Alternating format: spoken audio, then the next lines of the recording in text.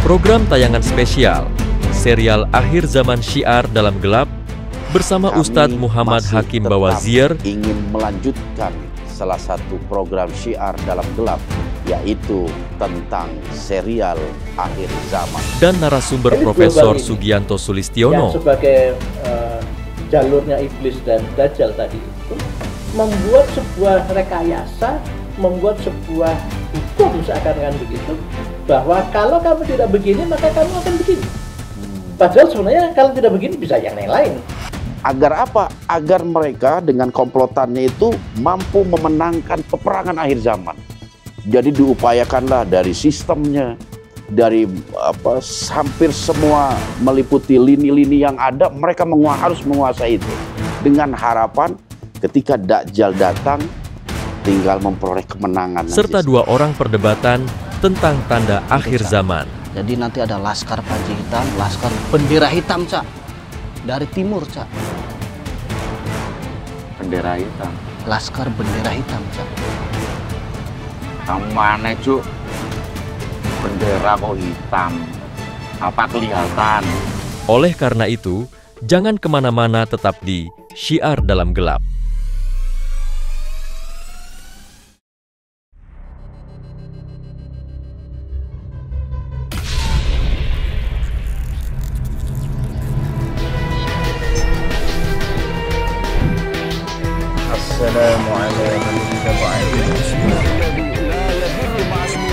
Oleh sebab itu, jaga terus iman, ilmu, dan amal kita.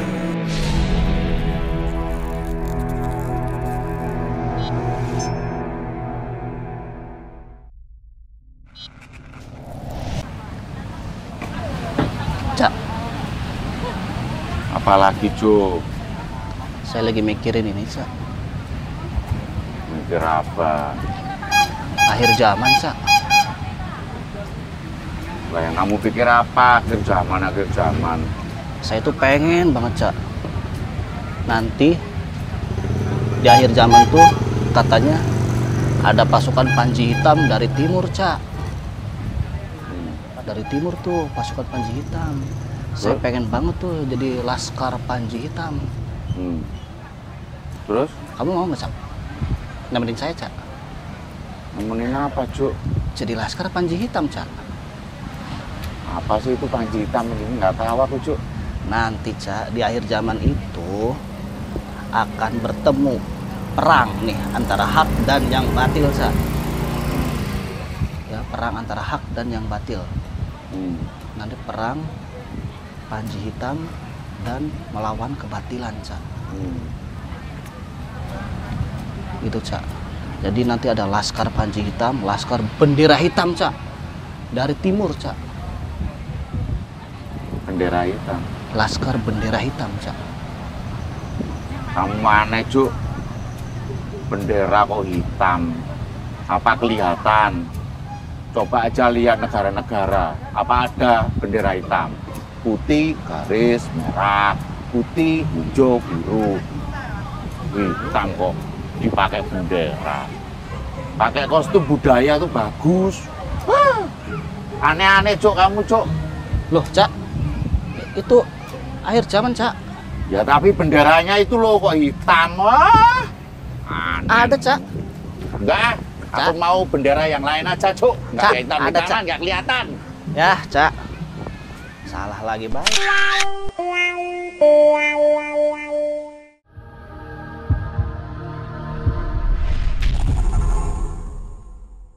Bismillahirrahmanirrahim. Assalamualaikum warahmatullahi wabarakatuh. Innal hamdalillah nahmaduhu wa nasta'inuhu wa nastaghfiruh wa na'udzu billahi min syururi anfusina wa min sayyiati a'malina. May yahdihillahu fala mudhillalah wa may yudlil fala hadiyalah. Asyhadu an la ilaha illallah wa asyhadu anna Muhammadan abduhu wa rasuluhu la nabiyya ba'dah. Allahumma shalli ala nabiyyina Muhammadin wa ala alihi wa sahbihi ajma'in, amma ba'd. Sahabat Syiar dimanapun berada, alhamdulillah wa syukurillah, pada malam hari ini saya sebagai moderator insya Allah akan memulai lagi sambungan serial tentang akhir zaman. Insya Allah narasumber kita adalah guru kita semuanya, yaitu Ustadz Muhammad Hakim Bawazir. Dan pada malam hari ini insya Allah saya juga ditemani dengan saudara dan sahabat tercinta, yaitu Kang Didi Wahyudi. Oke, untuk itu kita mari sapa beliau. Assalamualaikum Kang Didi. Waalaikumsalam. Sehat Ustaz? Alhamdulillah, sehat-sehat. Alhamdulillah. Alhamdulillah. Baik sahabat semuanya, langsung saja, tidak banyak perkataan ya, kita langsung aja kita coba berbincang, melanjutkan pertanyaan-pertanyaan atau tanda-tanda yang memang kita coba gali dari Pak Ustadz ya. Kita mulai dari Kang Didi. Barangkali Kang Didi ada pertanyaan mengenai akhir zaman ini. Iya Kang Acep, alhamdulillah, masya Allah ya, serial akhir zaman ini mendapatkan respon yang baik Kang Acep ya, dari sahabat-sahabat yang ada yang menonton lah. Dan masya Allah, karena nomor saya ini dipublish ya, banyak sekali fenomena yang datang Mas Kang Acep nih. Mungkin akan kita tanyakan ke Pak Ustadz gitu untuk bagaimana menyikapi pertanyaan-pertanyaan dari sahabat-sahabat semua yang ada di yang menyimak tayangan ini, dan juga menjadi pertanyaan-pertanyaan atau kegundahan mereka tentang akhir zaman ini, dan mudah-mudahan bisa mewakili sebenarnya Ustadz dari pertanyaan semuanya. Ya Pak Ustadz ya? Iya, betul sekali. Alhamdulillah. Oke, mau langsung Kang Acep? Gantian aja, gantian. Gantian ya? Oke, siap.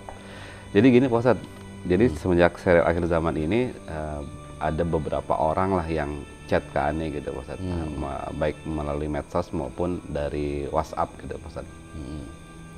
Dan ada metode sama, benang merahnya sama gitu Pak Ustadz. Mereka mendapatkan mimpi ataupun mendapatkan bisikan gitu terkait akhir zaman gitu Pak Ustadz. Nah ini ada yang mimpi ketemu Dajjal, ada yang mimpi berperang bersama Imam Mahdi gitu Pak Ustadz. Seru itu. Iya Pak Ustadz, kalau dari ceritanya seru Pak Ustadz. Ada yang sampai telepon berjam-jam. Wah, yang ingin saya ditanyakan adalah bagaimana kita menyikapi untuk fenomena seperti ini gitu Pak Ustadz. oke. Yang pertama sekali sih mungkin dia tahu dari mana dia itu Dajjal. Karena Apa sesuai dengan ciri-ciri yang Nabi sebutkan dari berbagai macam hadis. ada beberapa yang mirip gitu Pak Ustadz. Ada Ada beberapa yang memang dia bilang ini berbeda gitu, dengan perawakan yang berbeda, tapi ada tulisan kafaronya, terus matanya satu gitu katanya. Cuman memang tidak seperti yang Pak Ustadz bilang seperti mata anggur gitu ya, keluar gitu hitam. Tapi matanya satu gitu. Mirip-mirip lah gitu Pak Ustadz. Oke. Yang pertama yang harus dipahami dulu tentang asalnya mimpi. Dalam beberapa riwayat itu disebutkan mimpi itu ada yang berasal dari Allah. Mimpi ada yang berasal dari syaitan. Dan mimpi ada yang berasal dari dirinya sendiri. Seperti itu. Mimpi yang berasal dari Allah tentu berisi kebenaran. Bisa berupa petunjuk, ilham, motivasi dan lain sebagainya. Tapi kalau mimpi yang berasal dari syaitan tentu menyalahi kebenaran. Seperti itu. Dan mimpi dari diri kita sendiri karena akibat alam bawah sadar. Ketika kita tersadarkan gitu, ketika sadar kita misalnya taruhlah baca buku tentang Dajjal, itu bisa ke bawah mimpi. Kalau kita betul-betul meresapi. Tetapi yang perlu digarisbawahi adalah pengetahuan kita tentang sosok Dajjal, agar sesuatu yang ada masuk dalam mimpi kita itu betul-betul sama atau tidak. Sama halnya kasus-kasus ketika seseorang bermimpi berjumpa dengan baginda Rasulullah SAW. Ini pun sama sebenarnya karakter, apalagi mimpi bertemu Nabi yang sesungguhnya itu setan tidak bisa menyerupai wajahnya. Jadi benar-benar hak gitu, ketika seseorang mimpi bertemu dengan baginda Nabi.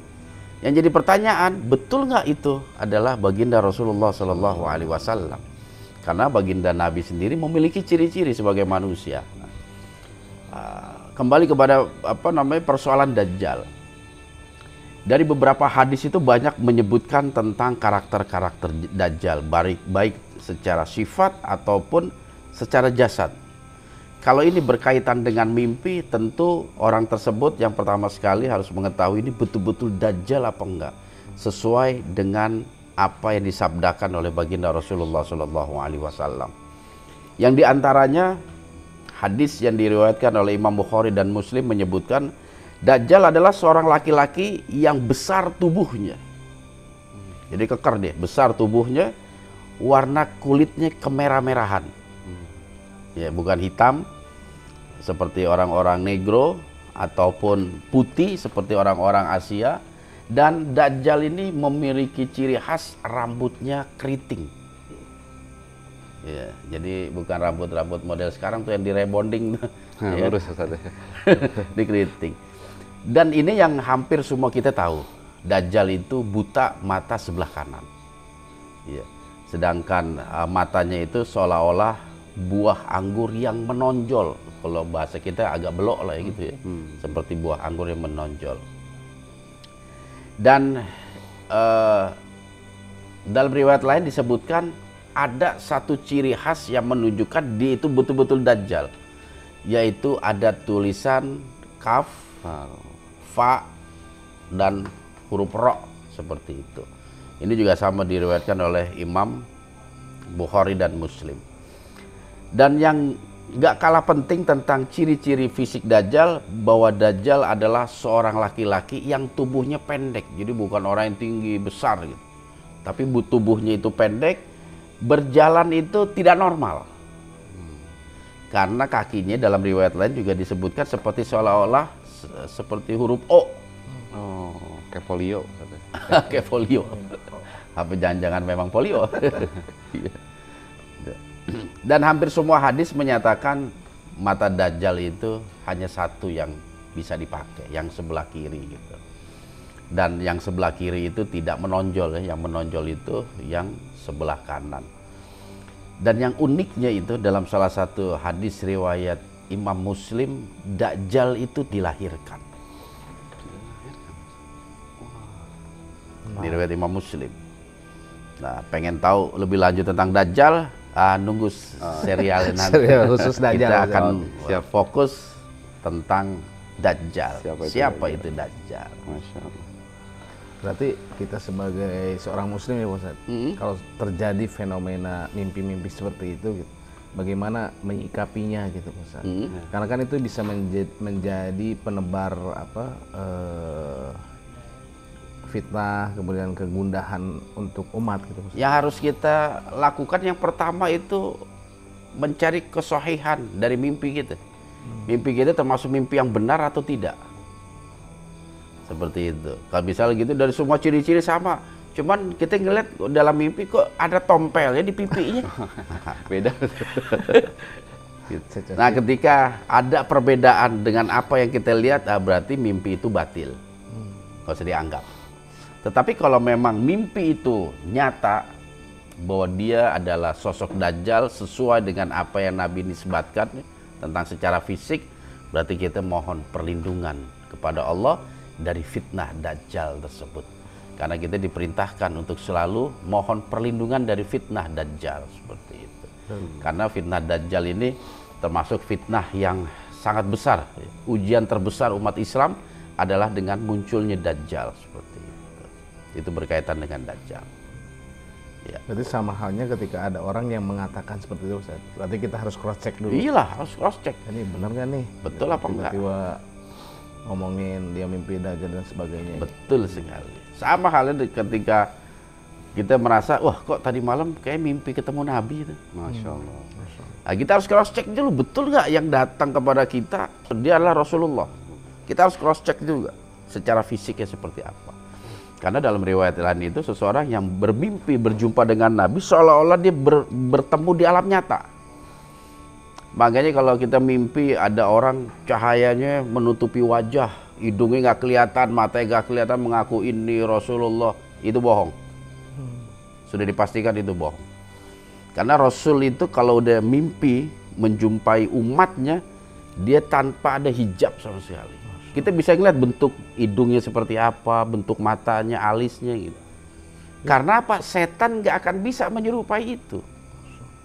Makanya buat apa ditutup atau dihalangi dengan hijab, dengan cahaya katanya, sampai-sampai ente lihat nggak wajah nggak kelihatan karena penuh dengan sinar. Wah, jangan-jangan setan toh. Berarti berwujud apa? Full ya Pak Ustadz? Full, Sempurna. full sempurna. Bentuk alisnya, cara bicaranya. Jadi seolah-olah kita berjumpa di alam nyata. Karena di alam nyata Nabi nggak seperti yang digambarkan orang ketika mimpi, hidungnya nggak kelihatan. Sahabat bisa melihat itu, matanya Nabi seperti apa, dan postur tubuhnya seperti apa. Sahabat tahu semua. Gitu. Jadi kalau kita memang meyakini berjumpa dengan Nabi, berarti mimpi kita itu betul-betul seolah-olah kita berada di alam nyata. Seperti itu. Begitu juga dengan Dajjal. Iya, makanya yang pertama harus kita lakukan adalah cross check lebih dahulu. Kita bisa cari ciri-ciri di kitab-kitab hadis, atau yang mau simpelnya kepada alim ulama yang memang paham betul tentang karakter atau fisiknya, karakteristik fisiknya itu Dajjal, sehingga kita bisa ngambil satu kesimpulan, oh berarti benar yang datang dalam mimpiku tadi malam itu adalah Dajjal. Seperti Oke, Kang Acep, terima kasih Pak Ustadz. Oke. Semakin nambah ini wawasan buat kita Kang. Iya, karena dinamikanya banyak kan. Iya. Nah, ngomong-ngomong ini Pak Ustadz, kalau di mimpi tuh mungkin ada penyesatan mengaku-ngaku Nabi masuk mimpi. Ini di alam nyata nih Pak Ustadz. Siapa itu? Banyak orang-orang yang ngaku Nabi Pak Ustadz. Mengaku Nabi? Iya, bahkan ada yang ngaku-ngaku sebagai Imam Mahdi juga gitu Pak Ustadz. Nah, ini bagaimana nih Pak Ustadz fenomena ini, kan kalau yang memang ya yang aneh pernah baca gitu, ini terjadi memang dari zaman akhir-akhir kenabian juga udah ada gitu Pak Ustadz. Betul. Para alim ulama dan sampai para wali zaman dulu sampai sekarang juga ada Pak Ustadz di Indonesia gitu. Ya. Nah, ini bagaimana sih Pak Ustadz kita selaku umat Islam menyikapi fenomena ini, dan apakah ini juga fenomena yang mengindikasikan kiamat ini sudah dekat gitu Ustadz? Iya, kaitannya itu sangat kuat gitu kepada hal itu. Dan seseorang yang mengaku dirinya sebagai nabi, sebagai utusan Allah, merekalah dajjal-dajjal yang disifati. Jadi kita dalam hadis itu ada dajjal yang memang physically. Jadi hakikatnya dajjal itu memang betul-betul ada secara fisik, secara jasad. Tapi ada orang yang Allah sifati sebagai dajjal. Dialah orang-orang yang mengaku dirinya sebagai nabi, seorang rasul, seorang utusan Allah.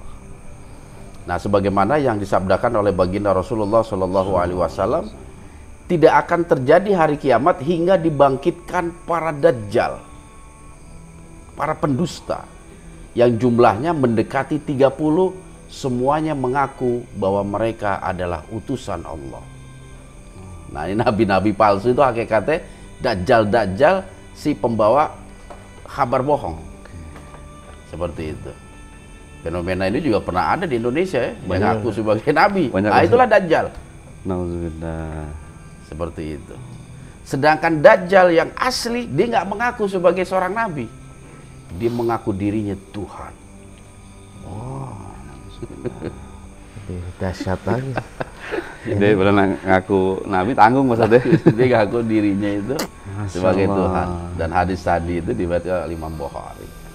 Cuman memang anehnya itu, banyak aja pengikut itu. Orang-orang yang ngaku nabi, yang ngaku rasul, ada pengikutnya. Dan ini memang terkait dengan fenomena akhir zaman, merebaknya kebodohan. Padahal maaf Pak Ustadz, kadang pengikut-pengikut mereka itu bahkan orang-orang berpendidikan gitu, maksudnya Pak Ustadz dosen kah, atau ya yang pendidikan yang bagus gitu, yang orang-orang harus berpikir kritis sebenarnya mereka itu. Tapi kenapa bisa tertipu Pak Ustadz ya? Iya. Kebodohan atas agamanya. Masya Allah. Iya. Sebagai apa? Kepada agamanya. Makanya kita nggak boleh bodoh tentang Islam.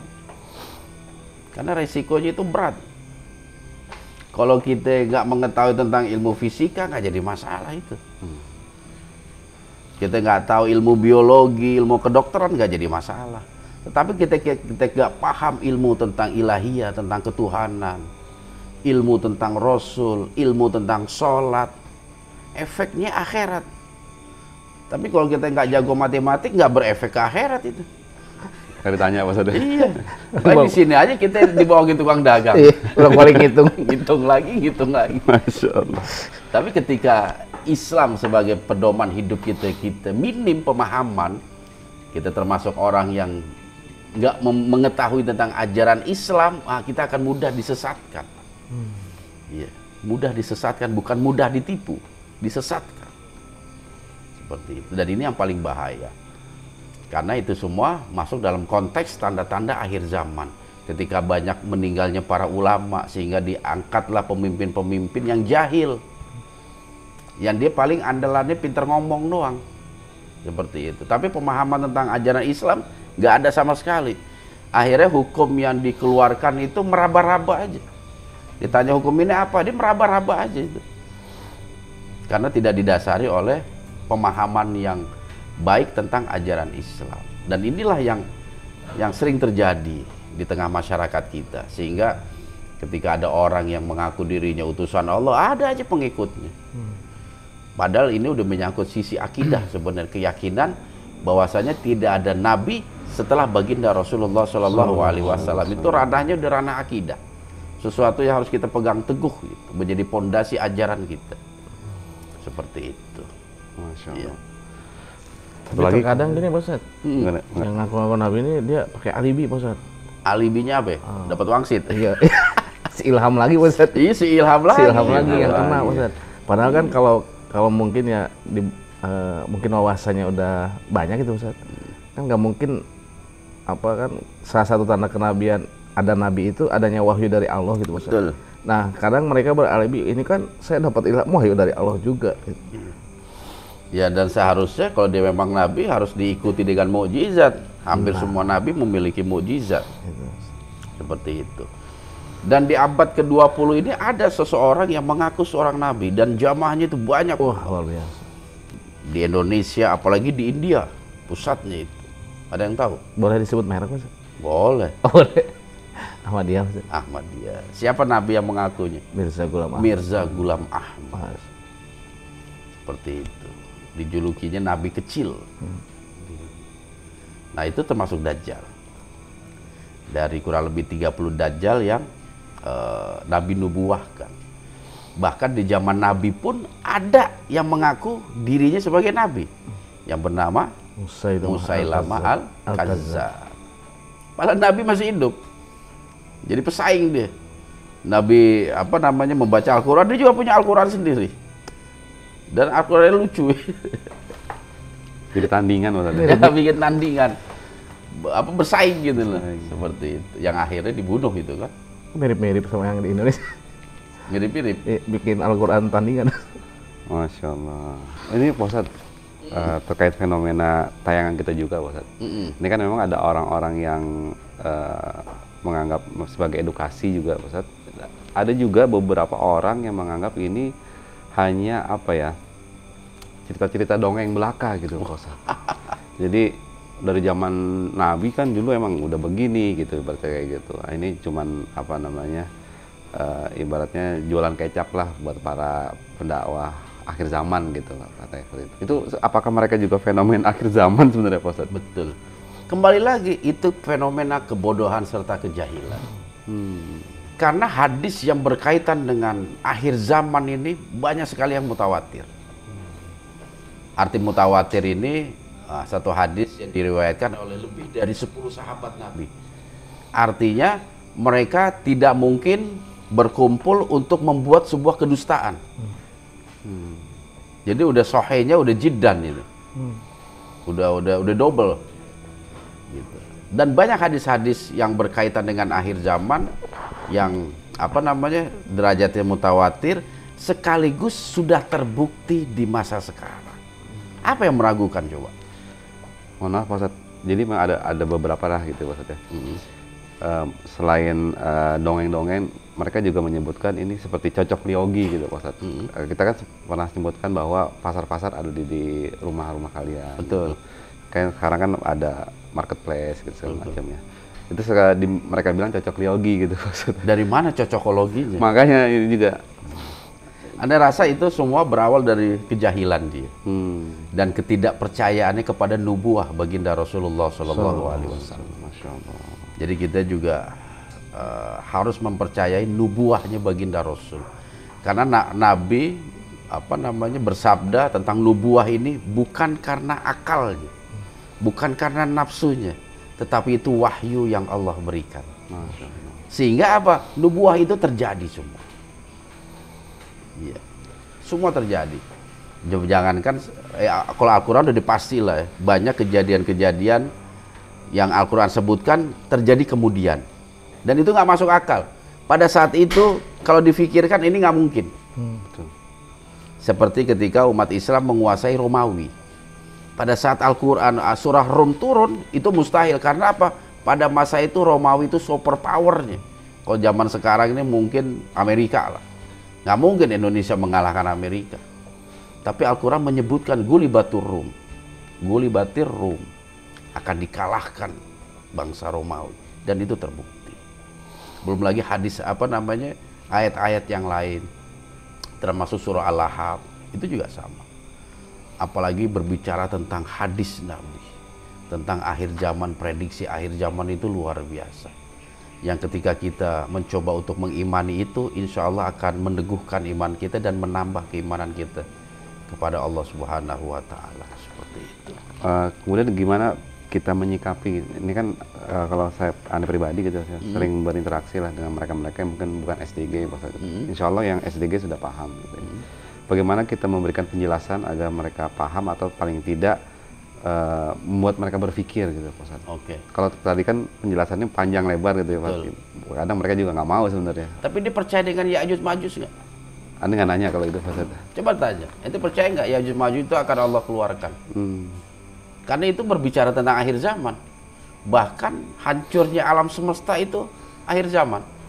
Dia percaya nggak akan itu semua? Atau itu halusinasi? Karena banyak tanda-tanda akhir zaman itu selain dari sabda Nabi, tetapi juga firman Allah. Seperti Ya'juj dan Ma'juj, itu firman Allah. Dan juga yang lainnya lah, yang baik yang belum terbukti ataupun yang telah terbukti. Seperti itu. Makanya kalau kita memang ingin masuk Islam secara totalitas, berarti kita pun harus bisa mengimani Al-Quran dan juga sabda baginda Rasulullah SAW yang sahih terutama. Seperti itu. Berarti kaitannya dengan rukun iman apa Ustaz? Lah iyalah, jelas. Tidak meyakini. Bagaimana tentang hadis Jibril yang mengajarkan kepada sahabat Nabi tentang mata sa'ah, Nabi nggak tahu kan? Terus bagi apa tanda-tanda datang? Nah itu kan nubuah. Iya. Seperti itu. Makanya kalau buat Anda pribadi sih aneh juga kalau dia sampai tidak meyakini gitu hadis-hadis yang berkaitan dengan akhir zaman, terutama Imam Mahdi. Imam Mahdi itu ada seorang ulama itu mengumpulkan hadis tentang Imam Mahdi sampai mencapai 338 hadis, walaupun diantaranya ada yang lemah ya, tetapi begitu banyak ratusan hadis tentang Imam Mahdi. Dan ada beberapa yang berkaitan dengan Imam Mahdi itu derajatnya mutawatir dan diriwayatkan oleh imam-imam besar seperti itu. Iya. Kalau Acep sendiri nih, ada pertanyaan kan nih? Kang Acep. Oke, Kang Acep. Ada pasti ya? Oke. Masya Allah. Nah, ini Mas Ad, kan fenomena yang tadi Kang Didi sampaikan itu adanya beberapa, mungkin dari umat Islam juga ya, yang bertanya seperti itu. Nah, sekarang mungkin dari sisi para, ya ada yang mengaku ulama, mau kiai gitu, mengaku ustadz gitu.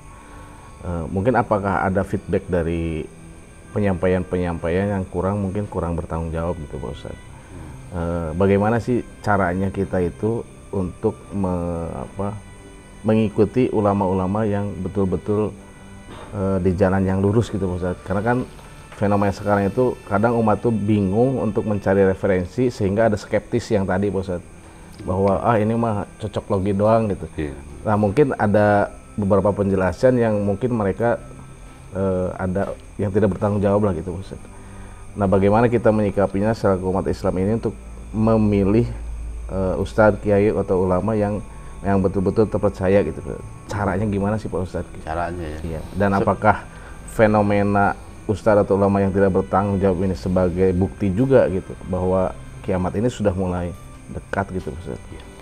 Jadi mungkin ya cerita tentang akhir zaman dianggap dongeng itu karena diceritakan berdasarkan cerita. Betul. Tidak berdasarkan hadis. Jadi kalau kita bercerita tentang akhir zaman berdasarkan hadis, karena Nabi pernah bersabda, karena ada hadis begini, mungkin keimanan kita akan berbeda. Ketika seorang menceritakan tentang Imam Mahdi tanpa hadis, nanti akan datang Imam Mahdi, dia itu begini, bla bla bla. Jadi seperti dongeng. Betul, itu dia. Mungkin seperti itu ya, kalau itu. Jadi kita sebagai orang alim gitu, yang mengetahui tentang hal-hal yang berkaitan dengan akhir zaman itu, cantumkanlah hadisnya. Jadi apa yang disampaikan itu betul-betul sesuai dengan apa yang disabdakan Nabi. Karena apa? Al ulama warasatul anbiya. Jadi ulama itu merupakan pewaris para nabi. Dalam salah satu hadis diriwayatkan, sungguh para nabi itu tidak mewariskan dinar dan dirham. Sungguh mereka hanya mewariskan ilmu. Maka barang siapa mengambil warisan itu, maka ia telah mengambil bagian yang banyak. Jadi Nabi mewariskan ilmu, bukan dinar dan dirham. Maka jangan sekali-sekali seorang alim menjadikan ilmunya sebagai wasilah mencari dinar dan dirham. Wah, ini fenomena Menarik, zaman ya. juga. Karena memang tugas dia menjadi pewarisnya para nabi, memiliki tanggung jawab dakwah. Gimana umat ini terjaga akidahnya, terjaga keimanannya, terjaga syariatnya. Ada tanggung jawab di pundak mereka itu. Maka jangan sekali-kali menyandarkan segala sesuatunya itu kepada dinar dan dirham. Jangan dijadikan sebagai satu profesi. Tetapi anggaplah sebagai satu kewajiban untuk amar ma'ruf nahi munkar, sekaligus kewajiban dia dalam mengemban misi menyebarkan ilmu-ilmunya Rasul seperti itu. Maka dia akan mendapatkan bagian yang banyak, artinya pahala yang luar biasa seperti itu. Masya Allah. Bagus sekali, bagus. Makanya ketika kita mendengar ceramah seseorang, pijakan kita adalah Al-Quran dan Sunnah, gitu aja. Jadi selama dia banyak berbicara tentang Quran, berbicara tentang hadis-hadis yang sahih, nah itulah ulama yang harus kita ikuti seperti itu. Masya Allah. Luar biasa, sambung menyambung. Sambung Ternyata menyambung. ciri-cirinya memang terjadi Pak Ustadz di Jadi. zaman sekarang. Oke Ustadz, kaitannya dengan tadi para ulama itu sebagai pewaris ilmunya para nabi gitu Ustadz. Nah ada satu yang pernah saya dengar gitu Ustadz, bahwa nanti ada suatu masa di mana ilmu syariat Islam itu akan diangkat Ustadz dari dunia ini. Salah satunya ada yang Ustadz pernah sampaikan adalah ilmu tentang sholat Ustadz. Kemudian kehusuan ya, tentang sholat. Nah yang kedua itu tentang mawaris Ustadz, ilmu waris. Apakah memang betul gitu Ustadz? Karena memang kalau mungkin ada di berita atau tetangga-tetangga kita yang memang fenomenanya terjadi Ustadz, bahwa adanya perselisihan tentang warisan. Ya. Apakah itu salah satu ciri itu? Betul sekali. Jadi sesuatu yang diangkat dari umatku yang pertama kali ada kehusyuan. Kalau ilmu yang pertama kali diangkat dari umatku adalah faraid. Ya. Ini sesuai sabda baginda Rasulullah SAW yang diriwayatkan oleh Ibnu Majah dari sahabat Abu Hurairah radhiyallahu anhu. Ya Abu Hurairah, jadi Nabi ini menegur atau menyapa kepada Abu Hurairah. Ta'allamul fara'ida wala'allamuha. Fa innahu nisful ilmi wa huwa yunsa wa huwa awwalu syai'in yunza'u min ummati. Jadi wahai Abu Hurairah, ta'allamul fara'id. Ajarilah, belajarlah ilmu faraid wa 'allamuha. Ajarkanlah, sebarluaskanlah. Belajar ilmu faraid dan ajarkanlah. Fa innahu nisful ilm. Karena sesungguhnya faraid itu adalah setengah dari ilmu Islam. Masya Allah. Setengah. Faraid itu. Wa huwa yunsa, dan ilmu itu akan dilupakan, yunsa. Wa huwa awalu syai'in yunza'u min ummati, dan ilmu faraid itu adalah ilmu yang pertama kali Allah akan cabut dari umatku. Sehingga ketika faraid itu kita nggak jalankan, banyak akhir kejadian. Iya. Adik sama kakak bertengkar, berebut harta warisan. Kadang bapak sama anak, suami istri, dan lain sebagainya. Karena apa? Ketidakpemahaman mereka tentang faraid atau ilmu waris. Dan ini sudah terjadi di tengah masyarakat. Banyak kita yang nggak paham tentang ilmu faraid. Karena memang udah Allah cabut gitu. Hanya segelintir aja yang paham. Aneh juga nggak terlalu paham. Masya Allah. Inti-intinya aja yang paham. Karena memang butuh keahlian khusus itu faraid itu. Karena ngitung terus itu. Iya. Iya, Ustaz. Kalau hartanya cuma enak gitu, kotak gitu, baginya enak. Iya, gitu. Kalau trapesium gimana itu baginya? Ngitungnya. Separ-separ Ustaz. Mending. Seperti itu. Tapi alhamdulillah di Indonesia masih banyak ulama yang paham tentang faraid. Tinggal kita aja sebagai umat ketika ingin menyelesaikan hukum waris, ya kita langsung mendatangi mereka seperti itu.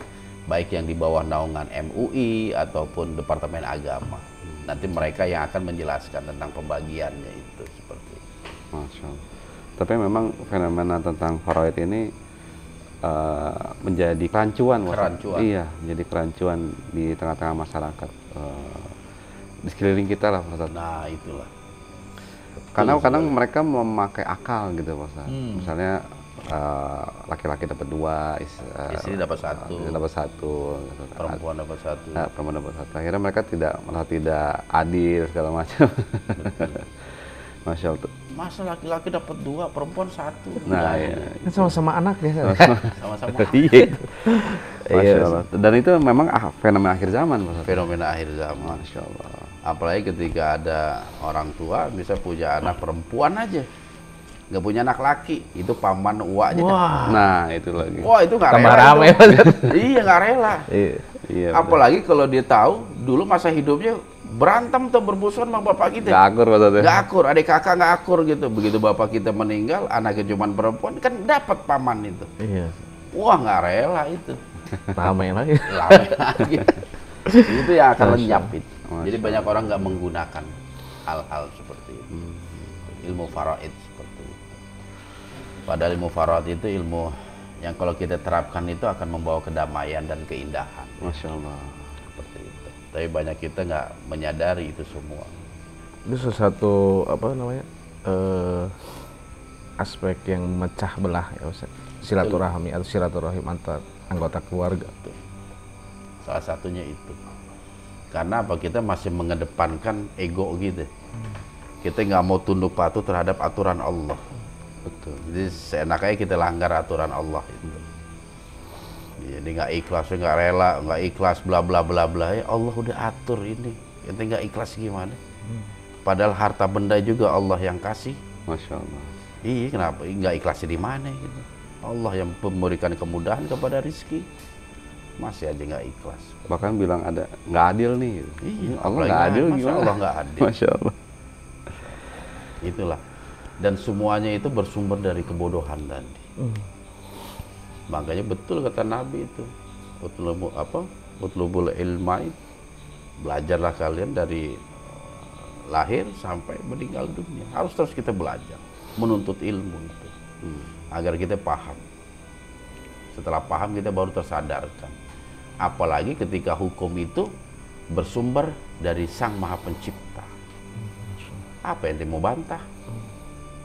Dan pasti itu ada hikmah Pasti pelajaran ada yang sangat hikmahnya. Dan itu luar pasti biasa, terbaik Ustaz. untuk kehidupan manusia. Gitu.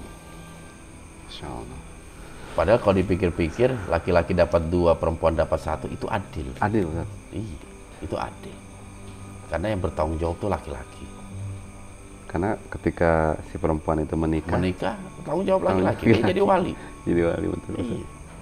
Terus kalau dia toh udah menikah misalnya, dia dinafkahin sama suaminya. ya kan? Suaminya bertanggung jawab terhadap keluarganya kan gitu. Makanya kadang suka aneh. Ya semua karena sifat manusia itu sendiri sih. Seperti itu. Menarik. Ini Pak Ustadz, Ya. ada lagi, ini kan terkait akhir zaman, fitnah-fitnah akhir zaman gitu. Kan banyak hadis gitu menjelaskan bahwa membaca ayat di 10 ayat pertama surat Al-Kahfi itu bisa terhindar dari fitnah zaman, perlindung dari Dajjal. Kemudian tahiyat akhir juga itu Pak Ustadz. Ya, ada doa ya. Ada doa untuk disunahkan. terhindar dari fitnah Dajjal. Dajjal. Itu apa memang ada sahih itu hadisnya Pak Ustadz? Wah, itu hadisnya sahih. Sahih sekali. Riwayat Imam Muslim. Diriwayatkan juga Imam Ahmad, ada Ibnu Hibban, ada Al-Hakim, ada Baihaqi dalam Syu'ab Al-Iman. Jadi hadisnya berbunyi seperti ini. An Abi Darda anna Nabiyya sallallahu alaihi wasallam qala man hafidha asyra ayati min awali suratil kahfi usima minad dajjal. Jadi dari Abu Darda, sesungguhnya baginda Rasulullah sallallahu alaihi wasallam pernah bersabda, man hafidha asyra, siapa saja yang menghafal asyra 10 ayati min awali suratil kahfi, 10 ayat dari awal surah Al-Kahfi. Usima minad dajjal, Allah akan memberikan perlindungan kepada orang tersebut dari fitnah dajjal. Ingat, dajjal ini ada makna hakiki, ada makna majasi. Jadi kalau kita hafal surah itu dan sering kita baca, nah yang ngaku-ngaku nabi palsu, insya Allah kita terhindar dari kesesatan nabi palsu. Karena disebut juga dajjal itu. Apalagi dajjal yang hakikinya nanti. Allah akan memberikan perlindungan di situ. Iya. Jadi bisa terhindar dari fitnahnya dajjal. Artinya apa? Kita nggak tergoda dengan bujuk rayunya dajjal. Karena bujuk rayu dajjal di akhir zaman itu sangat dahsyat sekali. Luar biasa. Sehingga tidak ada satu orang nabi pun yang tidak mewanti-wanti kepada kaumnya tentang kedatangan dajjal. Semua nabi, rasul pasti diwanti-wanti, hati-hati dengan datangnya dajjal, hati-hati dengan datangnya dajjal. Saking besarnya fitnah. Masya Allah. Berarti menghafal 10 surat Al-Kahfi di awal ini merupakan satu kayak kewajiban gitu kita sebagai umat akhir zaman maksudnya. Betul sekali. Apalagi dalam hadis sahih lain juga disebutkan, siapa saja yang membaca surah Kahfi di hari Jumat, maka Allah akan menjaganya di antara 2 Jumat. Diberikan perlindungan. Kalau kita setiap hari Jumat membaca surah Kahfi. Dan hari Jumat itu dimulai dari setelah maghrib. Setelah maghrib maksudnya? Sampai asar atau sampai menjelang maghrib. Hari Jumat itu. Jadi kita bisa malam, bisa pagi sebelum kalau misalnya nunggu sholat Jumat misalnya kita baca Al-Kahfi seperti itu. Karena keutamaannya luar biasa. Masya Allah. Jadi hadis itu ada dan sahih itu. Dan yang doa di tahiyat akhir juga sahih juga. Sahih juga. Masya Allah. Alhamdulillah. Dan yang terkait hari Jumat Ustaz. Itu kan ada hadis yang mengatakan bahwa kiamat itu akan terjadi hari Jumat Ustaz. Betul sekali. Nah ini kan kalau kita melihat perbedaan waktu dunia gitu Ustaz ya, ada yang malam di sini malam, di belahan dunia lain siang gitu. Itu sebenarnya kiamat itu, di hari Jumat itu mengikuti waktu mana Pak Ustaz? waktu mana kira-kira tuh? Berbarengan Pak tuh. Terus Gimana? Kan kita sama Saudi aja Jumatnya duluan kita. Iya, beda 4 jam. Kita Jumat, Saudi masih siang, masih jam 2 siang. Iya. Jadi tolak ukur sabda Nabi tentang kehancuran alam semesta di hari Jumat itu bertolak ukur dengan sabdanya Nabi di mana Nabi mengucapkan itu. Jadi disandarkannya di mana Nabi mengucapkan. Kalau Nabi mengucapkan di Mekah, berarti hari Jumat di kota Mekah. Dekat Pak, beda 4 jam dong. Hah? Beda 4 jam. Beda 4 jam. Masya Allah. Iya. Tapi waktunya pagi hari. Oh pagi hari. Jumatnya pagi hari. Jadi dalam hadis itu digambarkan seorang yang memerah susu itu dia belum sempat minum susunya. Gitu. Jadi situasinya itu ulama ada yang memperkirakan itu antara jam 7 sampai jam 8. Jadi pas matahari terbit gitu. Gempar gitu. Karena apa? Ngelihat biasa di timur kok jadi di barat gitu. Itulah mulai kehancuran dunia. Di kota lain masih hari Kamis kayak apa udah hari Sabtu nggak urus. Ikut semua Pak Ustadz. Karena standarnya itu Mekah. Standarnya Mekah. Masya Allah. Alhamdulillah. Ini Ustaz, sekarang kan lagi viral nih Ustaz di media sosial dan sebagainya gitu Ustaz. Bahwa fenomena terjadinya peperangan di Palestina Ustaz, dan sebelumnya juga ada di Suriah, ada di Syam gitu Ustaz. Apakah fenomena yang terjadi sekarang ini menunjukkan fenomena akhir zaman gitu Ustaz, yang itu salah satu ciri kiamat kecil gitu Ustaz? Betul. Kiamat kecil menuju kiamat besar. Tapi ini sudah masuk lingkup malhamah. Kalau malhamah itu yang bernuansa kerusakan. Itu disebut malhamah. Peperangan termasuk malhamah. Jadi apa yang terjadi di negeri Palestina itu udah merupakan malhamah sugro ila malhamah kubro. Yang nantinya Palestina akan kita bebaskan. Seperti itu. Sebenarnya ada dua emosi gitu kan. Dua emosi. Satu, Palestina bebas kita senang Pak Ustadz ya. Satu lagi, Palestina bebas kita sedih, akhir zaman sudah dekat Pak Ustadz. Tapi bebasnya Palestina tentu di bawah bendera kekhalifahan Imam Mahdi. Masya Allah. Seperti itu. Ada satu hadis yang bersumber dari baginda Rasulullah Shallallahu Alaihi Wasallam di sabda apa? Diriwayatkan oleh Imam Bukhari, bunyinya, hitunglah 6 tanda menjelang datangnya hari kiamat.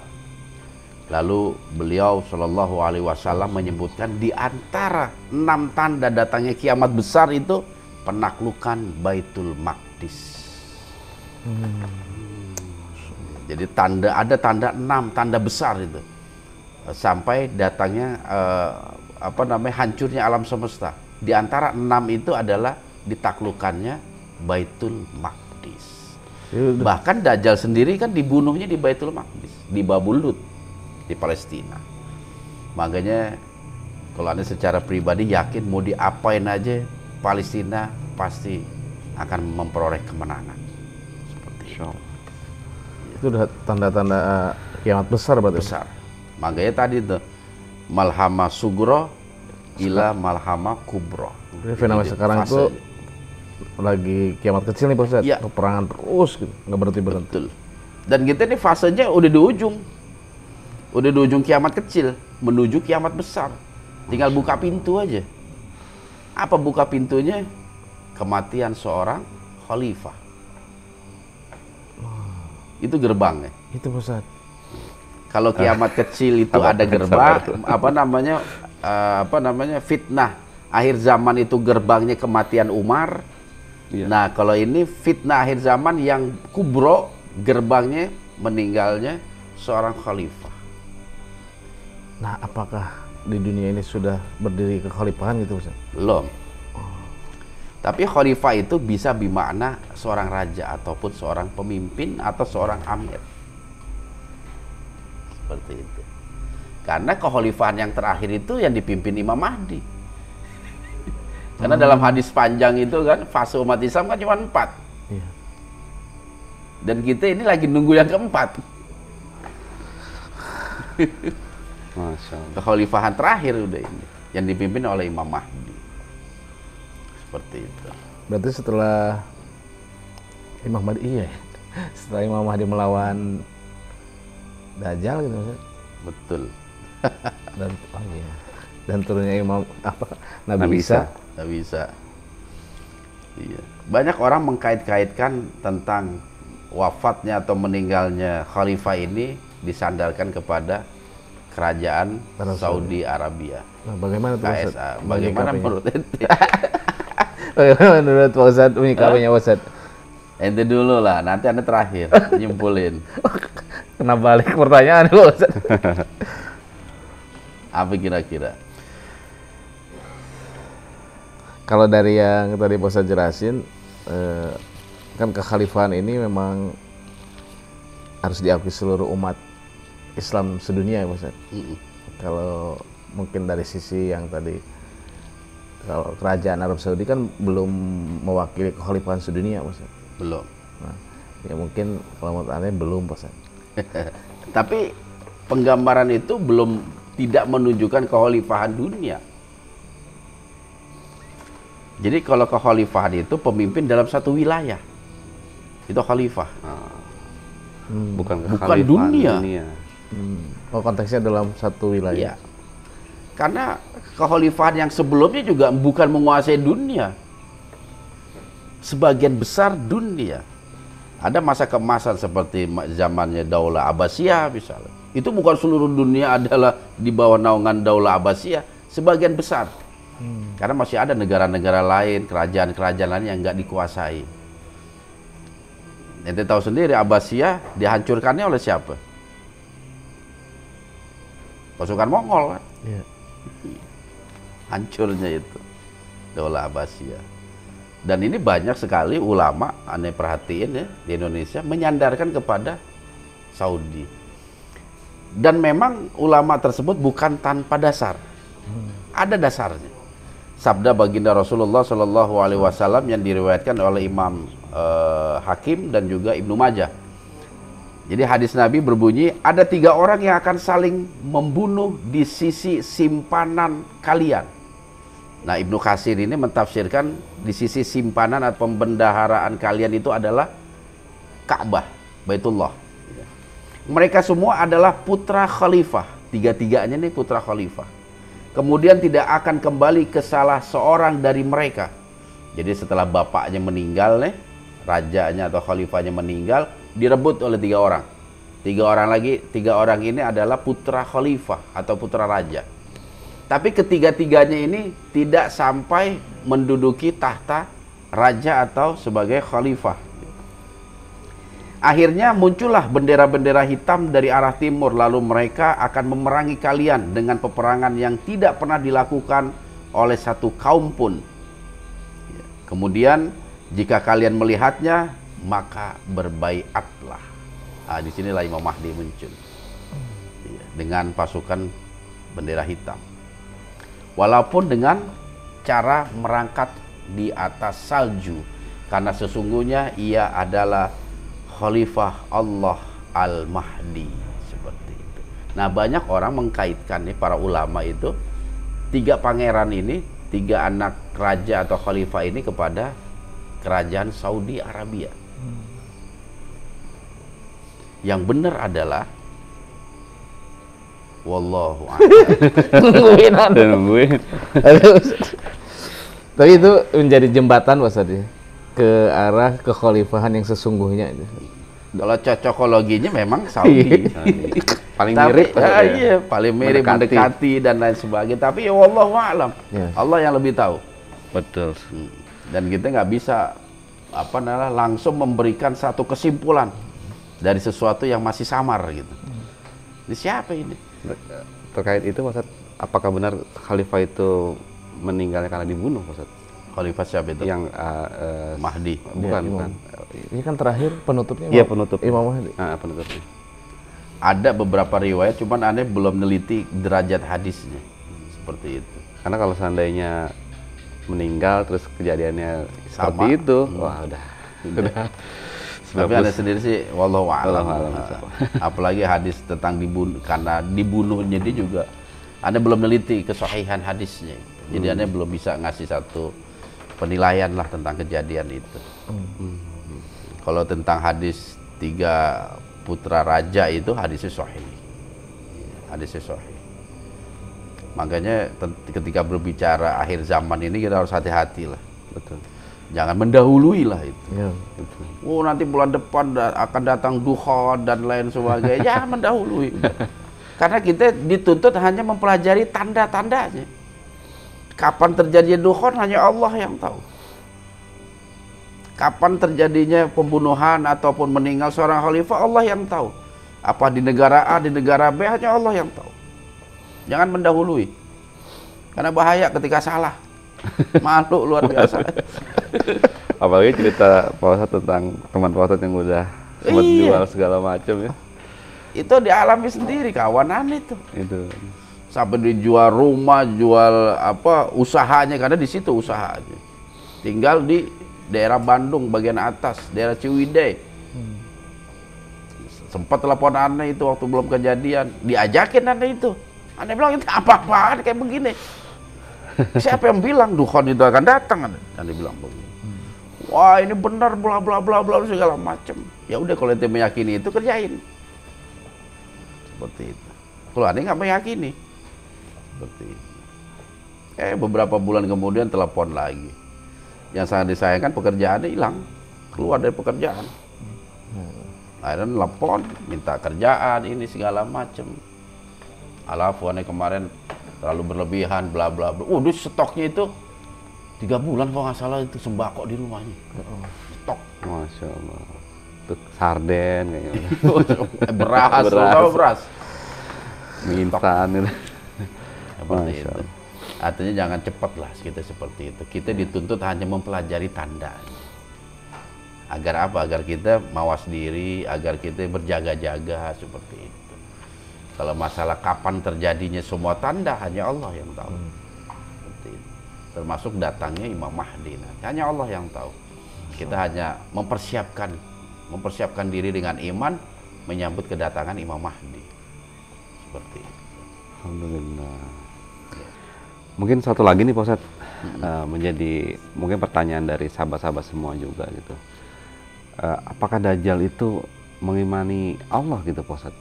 Karena ada satu, aneh pernah dapat informasi lah dari medsos gitu ya, bahwa Dajjal itu hafal Al-Quran. Berarti kan dia ada yang bilang seperti itu Pak Ustadz. Ada yang bilang seperti itu.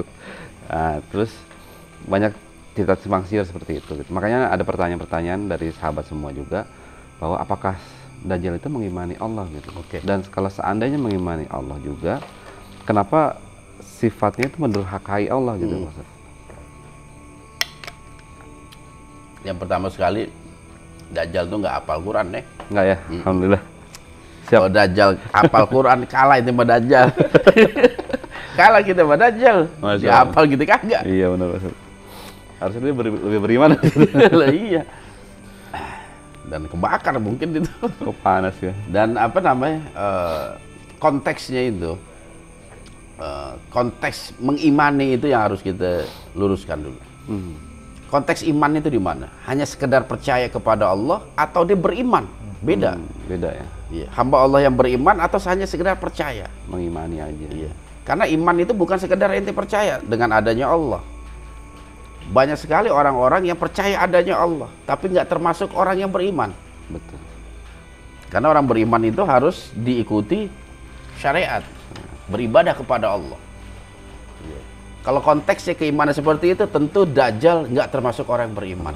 Tapi kalau konteksnya secara harfiah, percaya adanya Allah, Dajjal percaya Allah itu ada. Sebagaimana iblis.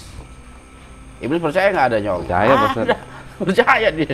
Dia ini langsung Iya. berkomunikasi. Seperti Dajjal juga begitu.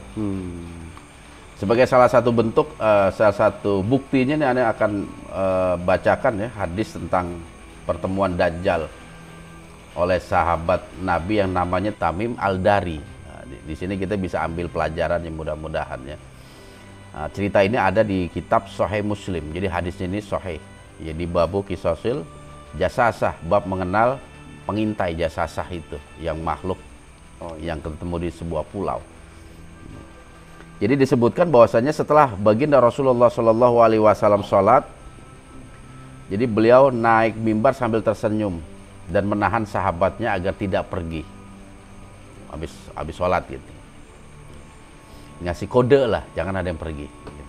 Lalu Nabi naik mimbar dan berkata, demi Allah, sesungguhnya aku mengumpulkan kalian bukanlah untuk suatu kabar gembira atau kabar buruk, akan tetapi aku mengumpulkan kalian karena Tamim Al-Dari yang dahulunya seorang laki-laki pemeluk agama Nasrani, kini telah memeluk Islam dan membaiatku. Jadi kejadian itu benar-benar berjumpa dengan Nabi, ya, Tamim Ad-Dari itu. Tadinya dia nggak percaya, tapi setelah diceritakan kepada Nabi, Nabi membenarkan, baru dia percaya dan beriman akhirnya. Dan membaiat Nabi sebagai Rasul Allah. Dia telah berkata kepadaku dengan perkataan yang pernah aku katakan kepada kalian tentang Al-Masihud Dajjal. Iya. Ia mengisahkan perjalanannya kepadaku bahwa ia berlayar dengan sebuah kapal laut bersama 30 orang laki-laki dari kabilah Laham dan Juzam. Kemudian mereka terombang-ambing oleh ombak badai selama 1 bulan hingga mereka terdampar di sebuah pulau di tengah laut di daerah tempat terbenamnya matahari. Lalu mereka duduk istirahat di suatu tempat yang terletak sangat dekat dengan kapal. Kita bisa dapat gambaran kan? Karena ini bercerita pulau yang didiami oleh Dajjal. Jadi dia terdampar di sebuah pulau yang menjadi tempat terbenamnya matahari. Iya. Kira-kira lokasinya ini mengikut mana nih? Indonesia kah? Malaysia kah? Atau ikut mana? Wallahu a'lam bishawab. Ikut perkataan Nabi. Ikut perkataan, iya. Nabi ada di mana? Oh, di Mekah. Di Mekah. Timur. Kalau Nabi ada di Mekah berarti sebelah baratnya Mekah. Oh, iya. Karena menyebutkan tempat terbenamnya matahari. Di sebelah barat terbenam. Indonesia barat timur ya? Apa? Indonesia barat timur. Timur. Apa namanya? Timur laut. Kalau ke bawah itu apa? Tenggara lah. Ya. Tenggara.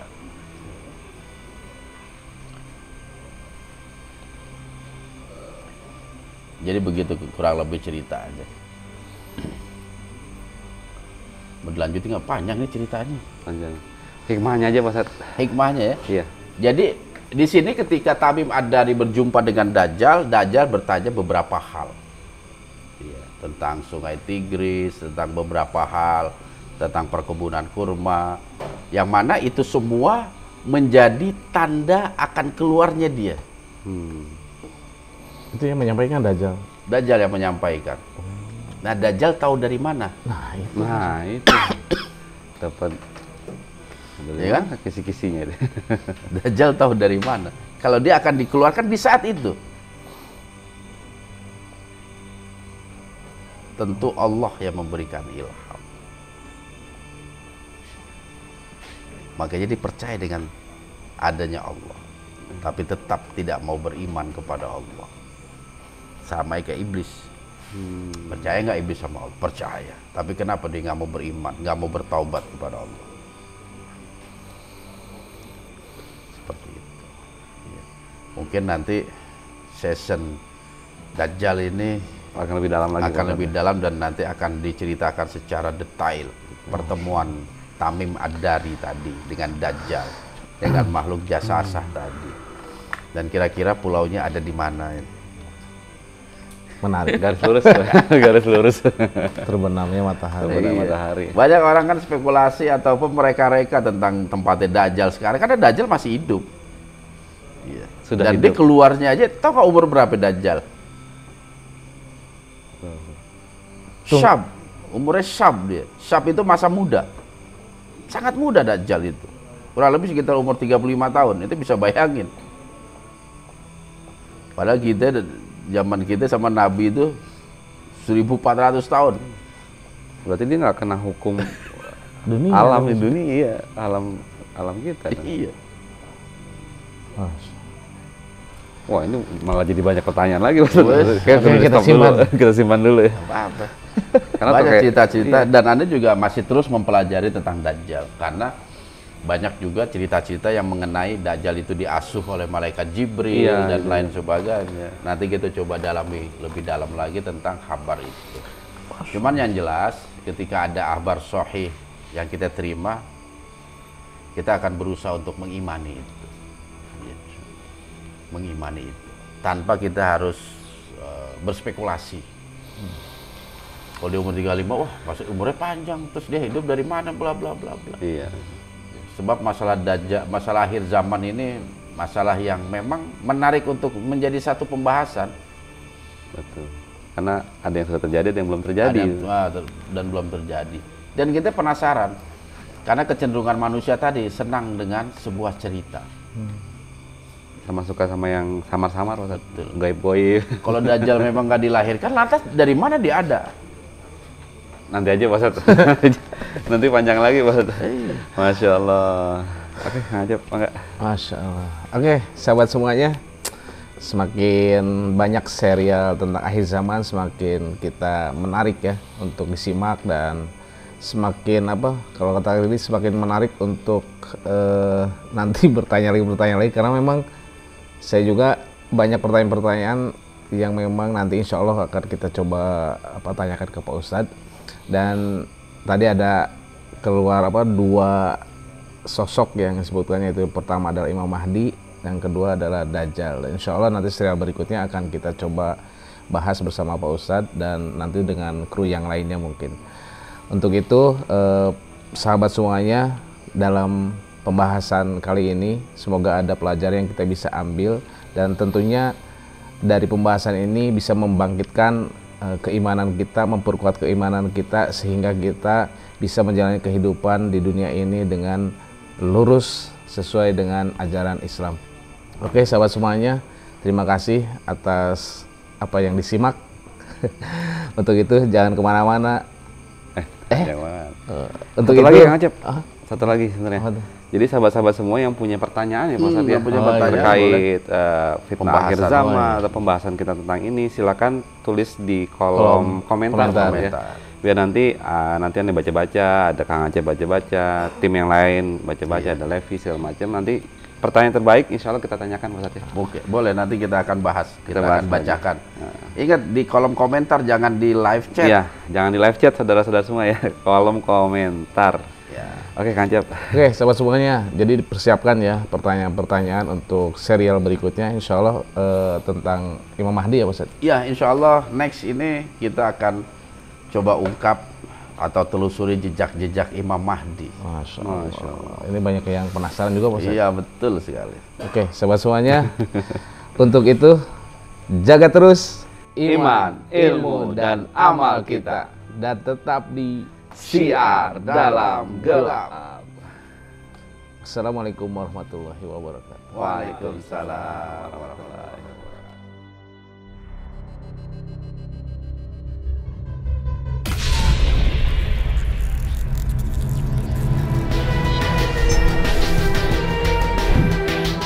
Assalamualaikum warahmatullahi wabarakatuh.